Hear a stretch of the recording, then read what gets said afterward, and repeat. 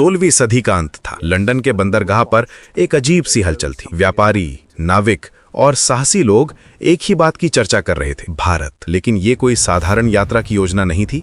ये था एक ऐसी कहानी की शुरुआत जो 300 साल तक चलने वाली थी और जिसने पूरे भारत की तकदीर बदल दी थी। उस समय यूरोप में मसालों की कीमत सोने से भी ज्यादा थी। काली मिर्च, दालचीनी, लौंग, ये सब भारत से आते थे। 1 पाउंड काली मिर्च की कीमत इतनी थी जितने में एक मजदूर महीनों काम करता था। लेकिन समस्या ये थी कि पुर्तगाली और स्पेनिश इस व्यापार पर पूरा कब्जा जमाए बैठे थे। अंग्रेजों के लिए ये बर्दाश्त करना मुश्किल था। वे भी इस सुनहरे व्यापार का हिस्सा बनना चाहते थे। सब कुछ बदला 1597 में, जब वास्को डी गामा ने अफ्रीका के रास्ते भारत का समुद्री मार्ग खोजा था। ये खबर यूरोप में आग की तरह फैली। अचानक भारत पहुंचना असंभव नहीं लगता था। अंग्रेजी व्यापारियों की आंखों में एक नया सपना चमकने लगा। वे रात दिन योजनाएं बनाने लगे। क्वीन एलिजाबेथ दी फर्स्ट के दरबार में एक दिलचस्प बैठक हुई। जॉर्ज अर्ल ऑफ कम्बरलैंड और 218 अन्य व्यापारियों ने रानी के सामने एक याचिका रखी। इन व्यापारियों में कुछ बहुत प्रभावशाली लोग थे। लंदन के पूर्व लॉर्ड मेयर, अमीर व्यापारी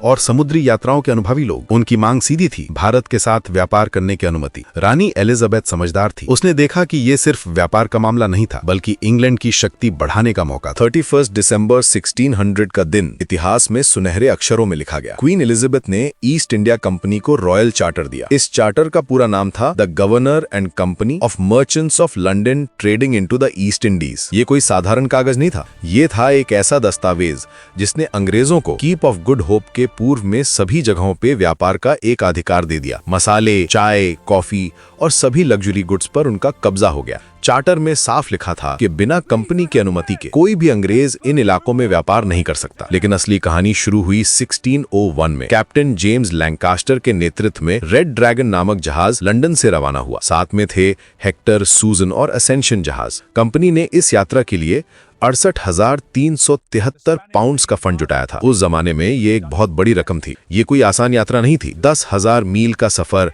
तूफान, बीमारी और अज्ञात समुद्रों का खतरा। लैंकास्टर एक अनुभवी नाविक था। उसने एक चतुर काम किया, अपने जहाज पे नींबू का रस ले गया। इससे स्कर्वी बीमारी से बचाव हुआ। लेकिन बाकी जहाजों पे 100 आदमी मर गए। ये दिखाता था कि भारत पहुंचना कितना खतरनाक था। समुद्री यात्रा में मौत आम बात थी, लेकिन मुनाफे का लालच इतना था कि लोग अपनी जान की परवाह नहीं करते थे। 1602 में लैंकास्टर का बेड़ा सुमात्रा पहुंचा। यहाँ उसने पुर्तगालियों के एक बड़े जहाज साउ तोमे को लूटा, जिसमें मसाले भरे थे। ये लूट इतनी बड़ी थी कि एक ही झटके में कंपनी का निवेश वापस आ गया। इस लूट से मिले पैसे से उन्होंने जावा में बैंटम और मोलुकस में अपनी पहली ट्रेडिंग पोस्ट बनाई। ये था ईस्ट इंडिया कंपनी की भारतीय उपमहाद्वीप में पहली पकड़। जब लैंकास्टर 1603 में वापस इंग्लैंड पहुंचा तो क्वीन एलिजाबेथ मर चुकी थी। लेकिन नए राजा जेम्स द फर्स्ट ने उसे सर की उपाधि दी। कंपनी को भारी मुनाफा हुआ था। निवेशकों को 2 गुना पैसा मिला।